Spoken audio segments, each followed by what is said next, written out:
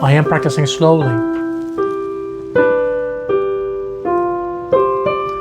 because slow practice is considered to be one of the most objectively sound pieces of advice in the music education.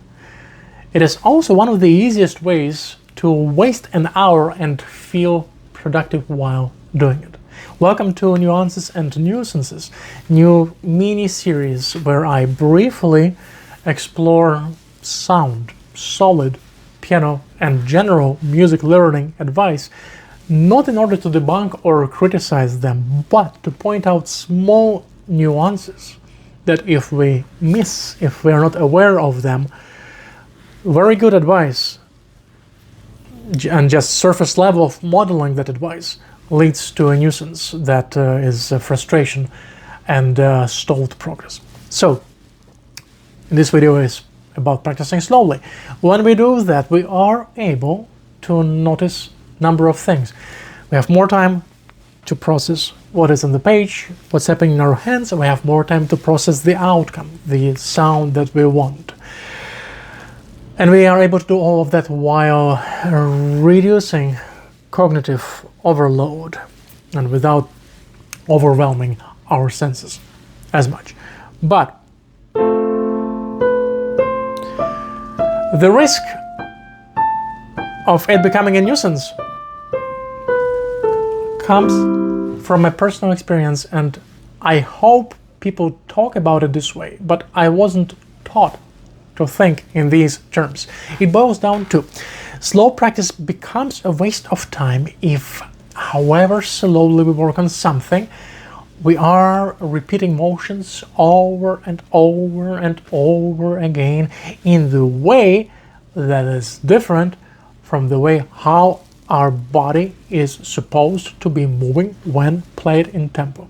Once again, I am talking if when 100% of practicing slowly for a period of time, let's say 20 minutes, turns into practicing isolated movements, raising fingers for maximum relaxation or finger independence, focusing on just notes and rhythms with zero regard to emotion or phrasing, while in the end fingers and arm and the rest of the body is supposed to do something entirely different from the way we have been teaching our body to navigate through the portion of the music that we are learning for that 20 minutes.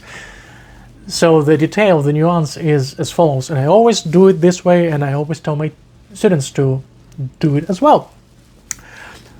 Part of practicing slowly is being aware of how our arms, hands are supposed to move when we perform in tempo.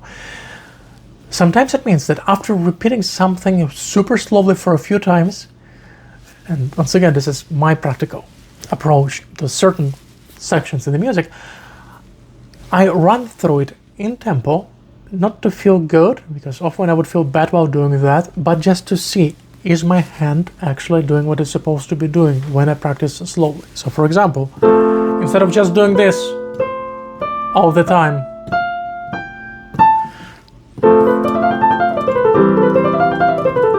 do it once and then try to model the performance movement of your hand in a slow motion. Now you realize that there is no need for raised fingers because there will be no time for it. Allow me to backtrack for a second. Once again, my point is not to eliminate any additional breaking down into super slow tempo or additional movements, but for slow practice not to become just that, because that's where it is wasteful. We always need to be aware of the body needs, the hand needs, and consider how it needs to move in a fast tempo and spend more time in a slow tempo practicing those kinds of motions, not kinds that are irrelevant to how your body needs to move when you perform. So that's the nuance, and in the end, it's going to be my repeated closing off. Remember that the good advice, when applied badly, leads to poor results. Always read fine print, go practice, and Slava Ukraini.